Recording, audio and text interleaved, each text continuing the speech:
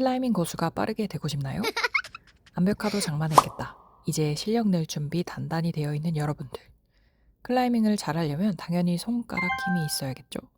그런데 문제는 손가락 훈련 정보가 너무 많다는 겁니다. 뭘 해야 하는지도 모르겠고 잘못하면 부상부터 나죠. 그래서 오늘 영상에서는 손가락 훈련과 관련된 해외 영상들과 10년 이상 클라이밍한 사람들의 훈련법, 그리고 실제 연구와 실험을 바탕으로 핵심만 쏙쏙 뽑아서 정리해 드리겠습니다.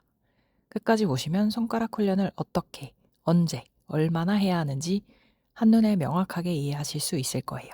그리고 저 채널에서는 해외 영상들의 핵심을 보기 쉽게 정리해서 전달해 드리고 있으니 놓치지 않으시려면 구독을 꼭 눌러주세요. 이 영상을 보시면 클라이밍 실력을 가장 빠르게 올리는데 확실히 도움될 겁니다. 여러분, 무턱대고 클라이밍 하다가 이제 뭔가 보조 훈련이 필요하겠다. 결국 손가락 훈련해야 되는 거 아닌가? 이런 생각을 해본 적 있으신가요? 저도 그랬습니다. 솔직히 말씀드리면 너무 늦게 시작했어요. 여러분은 저처럼 같은 실수를 하지 않으셨으면 합니다. 자, 그럼 이제 손가락 훈련을 어떻게 해야 하는지 하나씩 풀어보겠습니다. 가장 먼저 기본 원칙부터 정리할게요. 핵심은 고빈도, 저볼륨, 장기전입니다.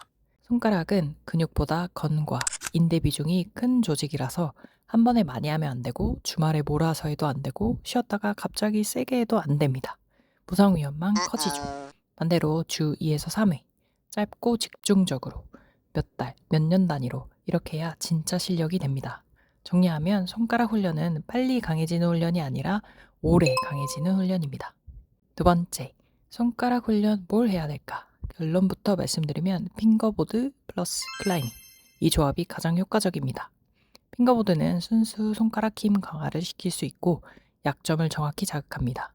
클라이밍은 실제 움직임 속에서 힘을 사용할 수 있고 밸런스, 타이밍, 발 사용까지 연결시킬 수 있습니다. 이렇게 핑거보드만 사용하면 된다? 아니고 클라이밍만 한다고 다 된다? 역시 아니죠.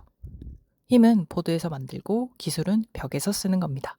세 번째, 핑거보드 기본 세팅. 그래서 핑거보드를 어떻게 사용하느냐? 여기서부터가 아주 중요합니다. 엣지 크기는 20mm 기준이 가장 좋아요. 손가락 패드 깊이와 비슷해서 실내든 실외든 모두 적용 가능합니다. 작은 엣지는 경험 쌓고 나서 도전하세요. 그립은 하프 크림프가 가장 효과적입니다. 마찰은 최소로, 근력 자극은 최대로. 초보자는 오픈핸드도 충분히 괜찮습니다. 풀 크림프는 부상의 위험이 있으니 피해 주시는 게 좋습니다. 손가락 개수는 기본은 4개의 손가락을 사용해 주시고요. 포켓이나 마이크로 엣지는 점진적으로 추가하시면 됩니다. 매달림과 시간 방식. 맥스행은 5에서 10초, 최대 힘의 80에서 90% 정도로 사용해야 되고요. 휴식은 2에서 3분, 그리고 총 6세트 정도 하시면 됩니다. 클라이밍 전 고강도 근력용이라고 생각하시면 되시고요. 반복은요, 7초간 매달리시고 3초 휴식합니다. 근지구력용이며 클라이밍 후에 하는 것이 좋습니다. 훈련 시간은 총 40분이면 충분합니다. 양보다 집중력이 훨씬 중요합니다. 노행 훈련이란 말 그대로 매달리지 않는 손가락 훈련입니다. 핑거보드에 몸을 띄워서 매달리는 방식이 아니라 발은 바닥에 둔 채 손가락에 부분적인 하중만 주는 훈련입니다. 최근 연구와 해외 코치들 사이에서는 이 방식이 건, 인대, 결합 조직을 강화하는 데 특히 효과적인 방법으로 알려져 있습니다. 손가락으로 핑거보드를 아래로 누른다는 느낌으로 진행을 해주시고요. 동시에 엉덩이를 살짝 뒤로 빼고 상체를 살짝 기울여서 발로 체중을 유지한 상태에서 손가락에 하중을 실어줘야 합니다. 이때 느낌은 버틴다라기보다는 활성화된다라고 생각하시면 됩니다. 시간과 강도는 하중, 최대 힘의 약 40%, 유지 시간은 5에서 10초, 전체 훈련 시간은 약 10분.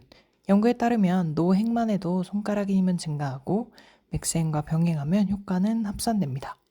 역할을 나누면 이렇습니다. 맥스행은 근육과 신경 적응, 노행은 건, 인대, 결합 조직의 적응.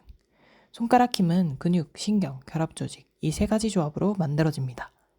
핑거보드가 부담이 될 때 좋은 대안이 있습니다. 손가락으로 덤벨, 캐틀벨, 웨이트 핀을 사용해서 들어 올렸다가 내려놓는 방식입니다.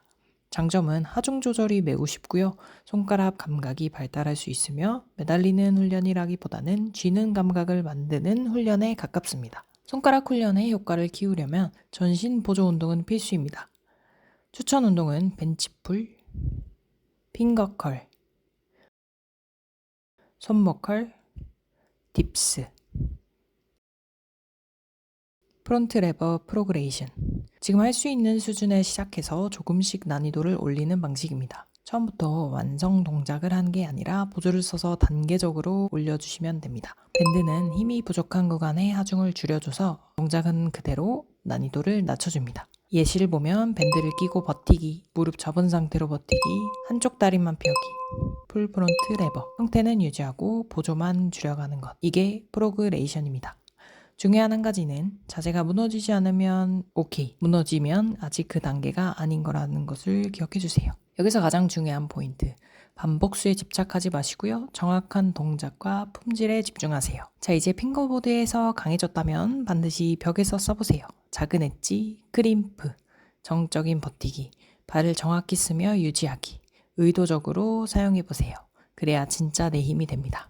정리하겠습니다. 손가락 훈련의 정답은 고빈도, 저볼륨, 실전 적용입니다. 강해지는 손가락은 무리한 손가락이 아니라 오래 살아남는 손가락입니다. 이 영상이 도움되셨다면 구독과 좋아요 한번 눌러주시고 다음 영상에서도 해외 클라이밍 정보의 핵심들을 모아서 계속 전달드리겠습니다.